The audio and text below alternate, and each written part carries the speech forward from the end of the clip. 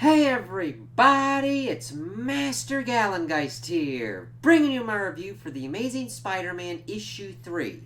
And I really enjoyed this one. It definitely showed Spidey in a pretty shitty situation, and it gave us more of an idea of what Tombstone is going to be doing now that he is in a kind of turf war with the Rose.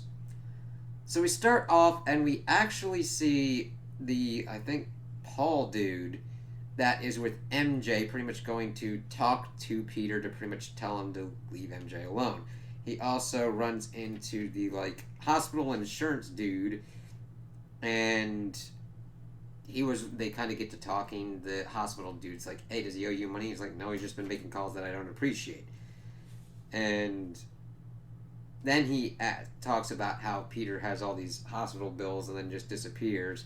And then he's asking how much to leave him alone for a couple of weeks. And he gives him $1,500 and he's like, all right.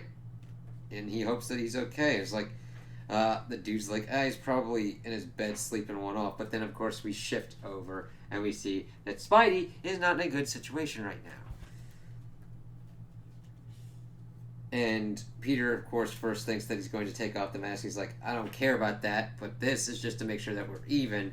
And he then beats on him some more. And he's trying to get out of the chains, but can't do that. And no one's going to hear him. They're in an abandoned subway tunnel under his Harlem safe house. And then talks to him about, let's see. Tombstone's pretty much like, why did you get up in my business? He's like, I'm just a good guy trying to stop bad guys. And one of his dudes like, where do you want the roses? Wants them upstairs. Why would he want them down here? And then, of course, he's like, we're not going to talk about that yet. We're going to talk about lions. And Peter's like, what the fuck? We then shift to upstate New York as we see Robbie and Janice just having kind of a little trip. And he's trying to get in, get in contact with his dad, but it's not working, and that he wants to take more trips with her in the future. And she asks if he wants to marry her, and he was like, he'd like to ask, this is a great place and all, but then she asks him to marry her, which is kind of cool. And he's like, yes, all right, that works out. And he's like, he really wants to get a hold of his dad, but of course he's not picking up, he's not answering. So we'll have to see how that works out, especially with what Tombstone is doing. So he then pretty much goes on a spiel about how with lions, you never hear somebody talking about that someone's dumb enough to say that it's a bad lion. That every once in a while you get a man-eater, go kind of nuts, body counts and everything, trying to figure out why they would do it. Food shortage, ecosystem change, sickness, impacted molars. Pete's like, what the fuck, I don't care. But he's trying to bring up the point that you ask why the animal is doing it and you ask why the person is doing it. Then, of course, a train's rumbling and a dude says that it's the F train, but Tombstone corrects him that it's the 3 train. And then Peter makes the kind of thing of you gonna blame that on a tooth? And he's got a point. He's like, you didn't need to kind of go on him like that. So then he keeps going on with the point of with dogs biting you, ask who's been kicking the dog. But no, with a dude, you just throw him in a cage just because he's bad. What kind of good guy gives less thought to a man than an animal?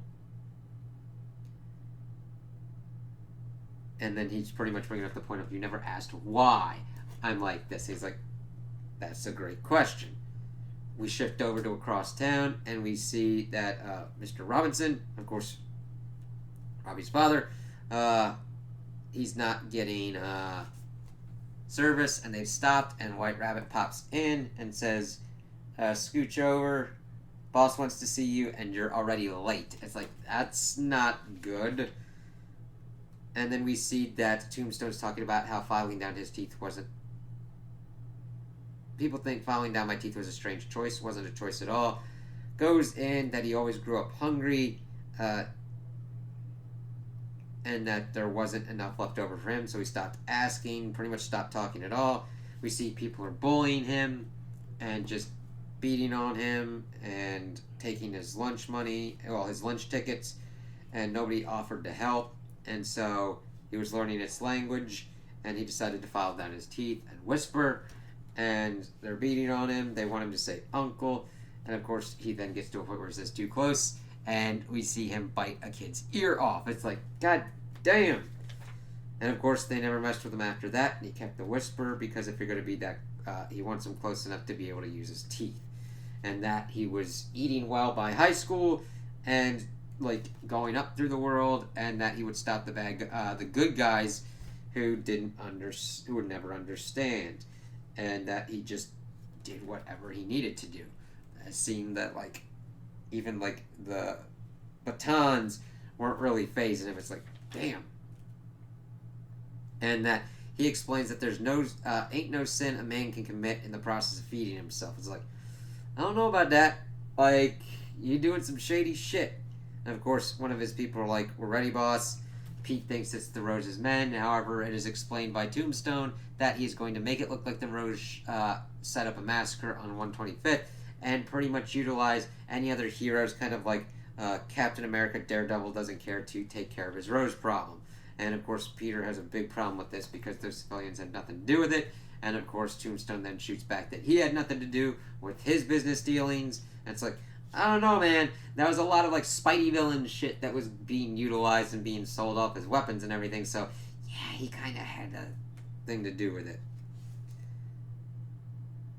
And he's got his old friend Robbie Robertson and wants to show him what happens when his kid tries to take his daughter. I'll say hi for you before I break him in two. And then he asks his men to kill Spider-Man. And he's shouting for him to not do it, that he's learned his lesson. But then he shoots back that it's too late to save the day, as Peter's shouting after him, come back, do you hear me, stop?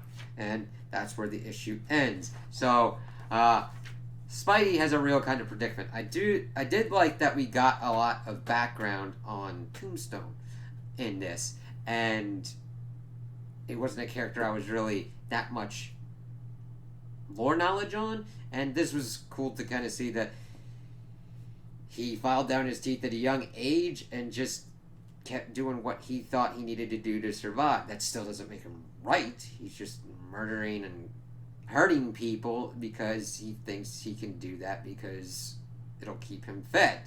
And it's just like, you're just forcing your traumas onto others and making sure that Wilson's Fisk's son, Kingpin's son, gets kind of screwed over. It's just like, all right, we'll have to see how Spidey like kind of deals with this, because he's got to try and like make sure that this all kind of works out in a good way. It's like, he's got to try and save the civilians. He's got to save Robertson. There's a lot of stuff, and he's of course trapped himself. So Peter is in a very bad fucking situation here. So it'll be interesting to see how this kind of like goes and how he's trying to resolve this, because there will probably be consequences for this. So those are my opinions on the issue. Tell me what you guys think in the comments below. If you liked it, if you didn't like it, if you agree with me, if you disagree with me. Also like and subscribe, and I hope you have a good day.